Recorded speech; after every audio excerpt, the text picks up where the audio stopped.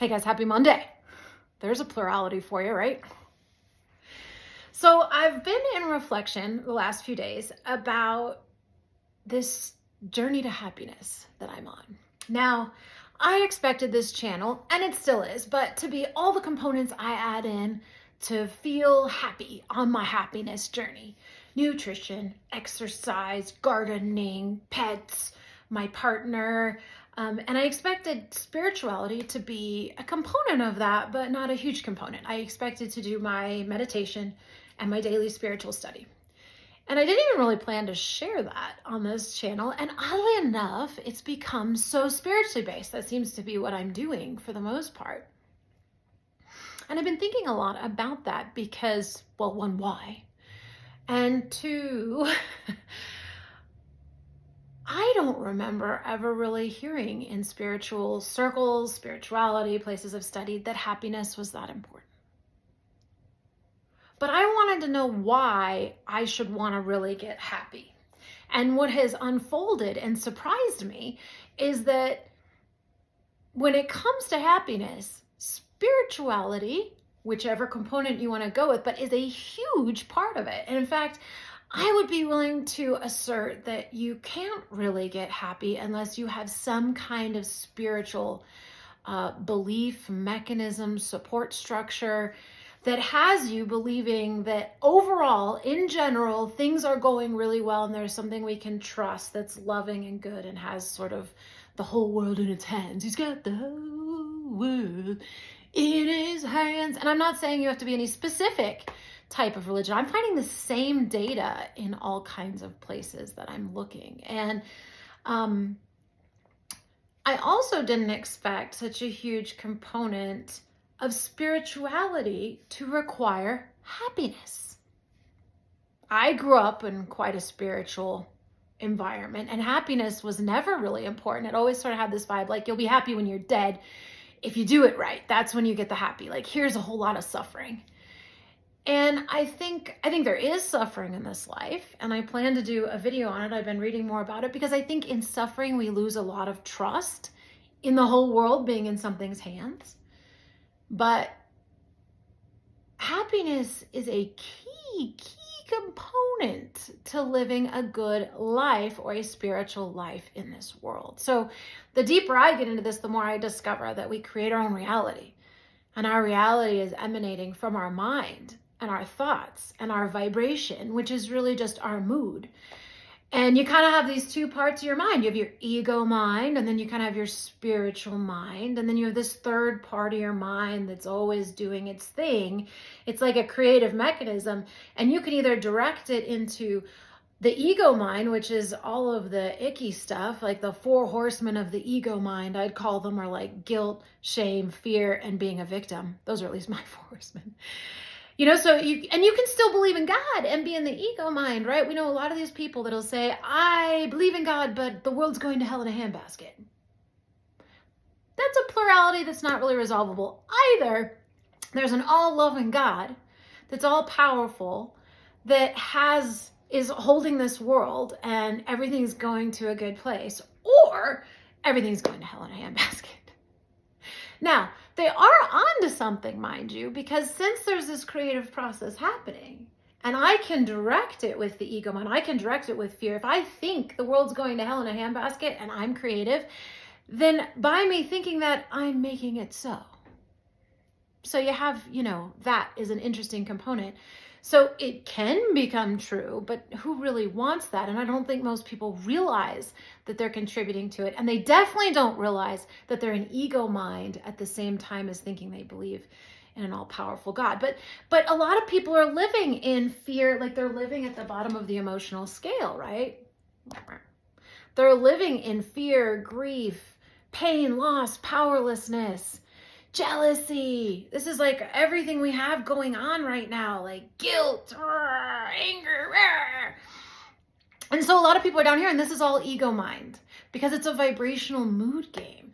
I always kind of thought, yes, the ego was being in the body and thinking that I was just this vulnerable physical form. But I didn't realize it was also a mood game. and that my emotions were part of my spirituality, or my mind or my thinking was part of my spirituality, or that it mattered if I was happy. But when I started to dig in to say, why should I be happy? I discovered that I create my own reality. And so if I'm not happy, I'm creating crap. Hell on earth, basically. The absence of God, that's hell on earth, right? So I got to get up to these higher vibrations to get into my spiritual mind, which is really a land of trust, well-being, joy. Everything is working out. Everyone is lovable where they stand. Everyone is doing the best they can where they stand. And I can feel free and joy and happiness and do my best and not take things personally and not make assumptions, right? There's all the 4 agreements in there too. When I am in a dream of happiness, the kingdom of heaven is within me. That means it's within my mind, and which mind I choose to be in, which is established by my vibration. And so being happy becomes the single most important component of having a good life, or even contributing to the good lives of others, not putting other people under negative spells. But in order to be happy, I also have to have some kind of probably understanding around this, because it's really difficult to live in a world where we see suffering and disease and sickness and death and experience all of them ourselves, and have people we love experience them, and not have any kind of faith in a broad, beautiful thing going on, a beautiful mechanism that we can trust, that there's flow here, that there aren't really endings, that we're not really dying, that we get to come back and have another round if we don't finish it this time, that there isn't any hell or damnation or guilt or shame.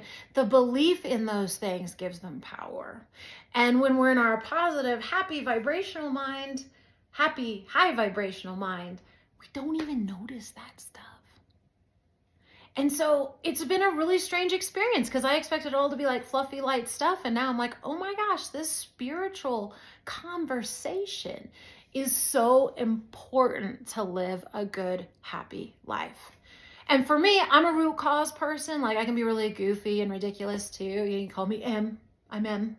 But you also, I'm a very much a root cause data analysis person, to say that I want to know why I'm doing it. And if it's just for fluff, I mean, we're weird humans, but if I'm just going to be happy so I can be happy, that's not generally enough of a motivation, which is really sad, I know, but it's just true for people.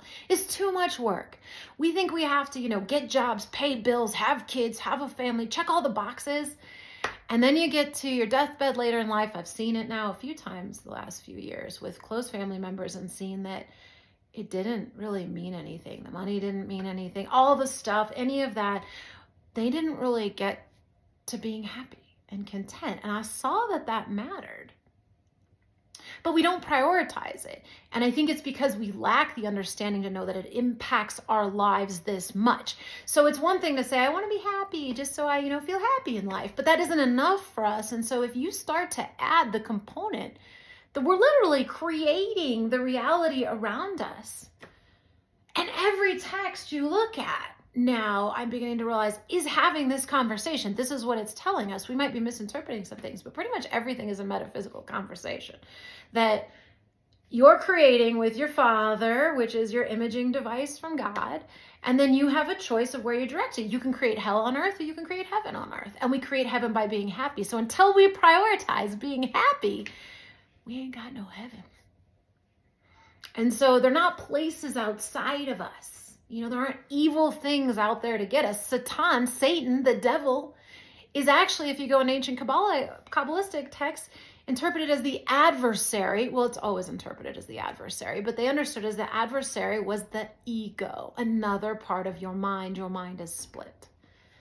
And it makes a lot more sense to say God created a playground, because we had it so good when we were created in heaven. We didn't have any contrast, didn't really mean much to us. We learned by contrast. So we said, hey, God, I kind of want to know some contrast to this awesome, perfect joy, because it doesn't mean that much to me. And so we split our minds. We suddenly created duality. We came to the physical world. So we have a piece of physical mind and we have a piece of spiritual mind.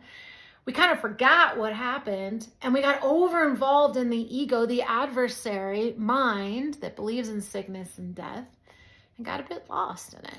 Believed it a little too much, took the game a little too seriously. and forgot that it mattered to be happy, that a loving God who adores us was going to want us to be happy.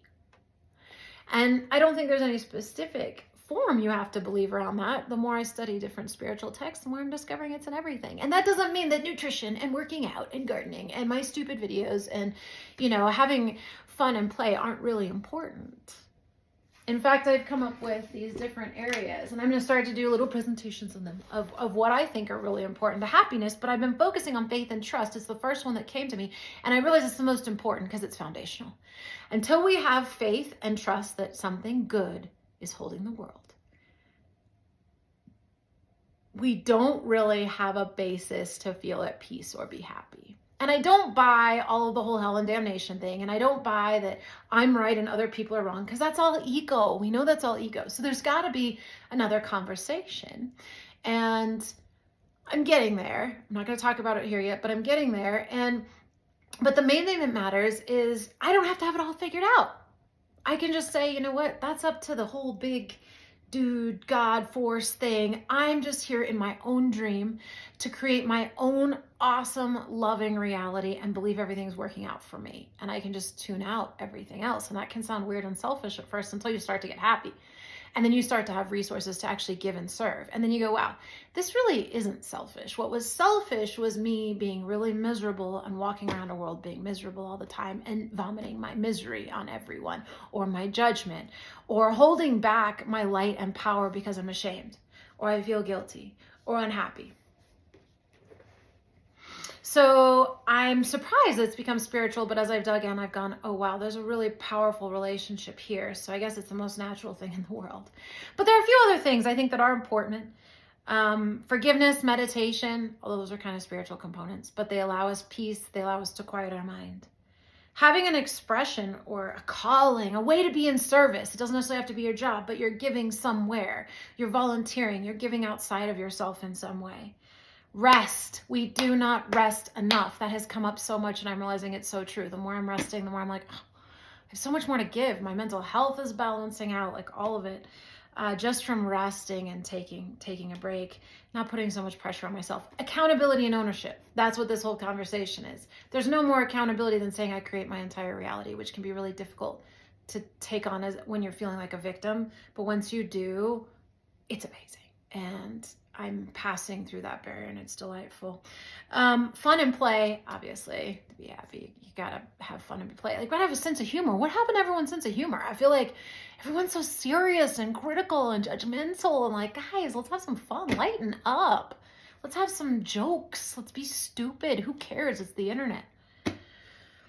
Stimulation and development and expansion. So just feeling stimulated, developing in some way, whether it's physically, mentally, emotionally, spiritually. You just pick an area and keep yourself growing. We need to grow. We're growth machines. Community and connection. So many of us have been cut off. We're living at home. We're not going out. We're door dashing. We're never like leaving our houses or being around anyone else. We need community and connection. Get out. I did not do any of that. When COVID hit, I went and got a job in retail. I'd been working from home for a few years before that, and I was around hundreds of people a day since the start of COVID, and I never got it. But I was never afraid of it either. And I tested a lot because I was living with older folks, and so I was actually very sensitive to potentially getting it. But I truly believe I didn't get it because I wasn't afraid of it. And I wasn't that great about washing my hands. Sorry, guys, I don't think OCD should be mainstream, and I don't ever get sick. I haven't been to the doctor in years, actually. I don't even think about it. So I don't know. Or maybe I'm magical. I'm not sure. And admiration and appreciation. Gratitude. But not as a have to, as a natural expression when we can. And so, anyway, those are the different areas I'm going to play with on this channel going forward. But spirituality is just going to be a part of it because we get to find freedom through faith in just a loving power that has us and has all of this in control. Other than that, I don't think it really needs to be defined. And since we're directing that power, as long as we believe, you and me, that things are going well, it has to. Isn't that cool? I like that idea. It's easier said than done, but the more you get it, the more focused and committed we are to making it happen. Anyway, those are my thoughts for the day. Be well.